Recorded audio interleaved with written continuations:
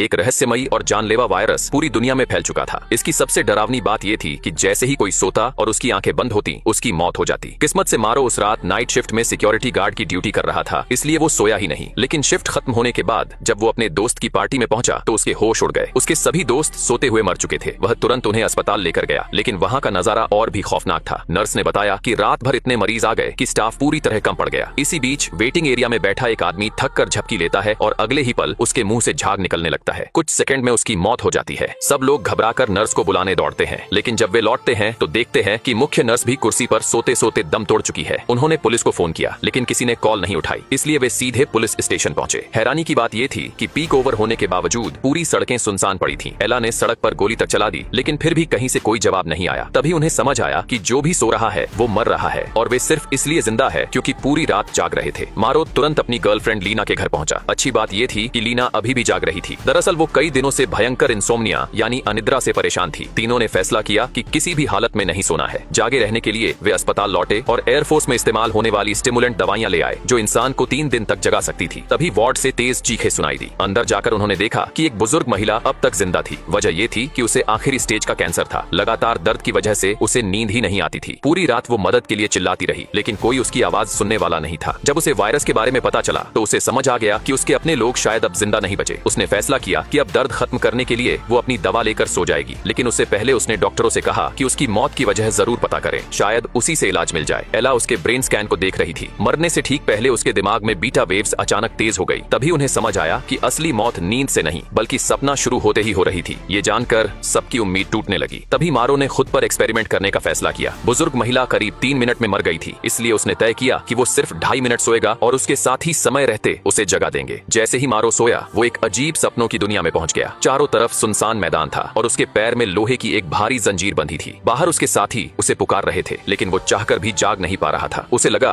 जैसे उसने वहां पूरा एक दिन और एक रात बिता दी हो। तभी एक गाड़ी उसके सामने आकर रुकी। उसमें उसकी माँ बैठी थी, जिसकी मौत बहुत पहले हो चुकी थी। उसने मारो को कॉफी दी और कहा कि इससे उसकी चेतना वापस आ जाएगी। लेकिन तभी अजीब कपड़े पहने एक बूढ़ा आदमी आया। उसने हल्के से हाथ हिलाया और उसकी माँ गायब हो गई। फिर उसने बताया कि इस वायरस का इलाज एरिस्टेला द्वीप पर छिपा हुआ है। इतना कहकर वह भी गायब हो गया। उसी वक्त मारो की आंख खुल गई। हैरानी की बात यह थी कि सपने में बिताया पूरा एक दिन असल दुनिया में सिर्फ 2 मिनट था। मारो ने अपने साथियों को एरिस्टेला द्वीप के बारे में बताया। हालांकि वो हजारों किलोमीटर दूर था, लेकिन पायलट माइक ने कहा कि वे वहां उड़कर जा सकते हैं। सबने जल्दी जल्दी स्टिमुलेंट दवाइयां उठाई और एयरपोर्ट पहुंच गए। माइक को एक प्राइवेट प्लेन मिला। उसने पहले कभी यह मॉडल नहीं उड़ाया था, फिर भी किसी तरह प्लेन हवा में उड़ा दिया। नेक्स्ट एपिसोड के लिए कमेंट में यश टाइप करें।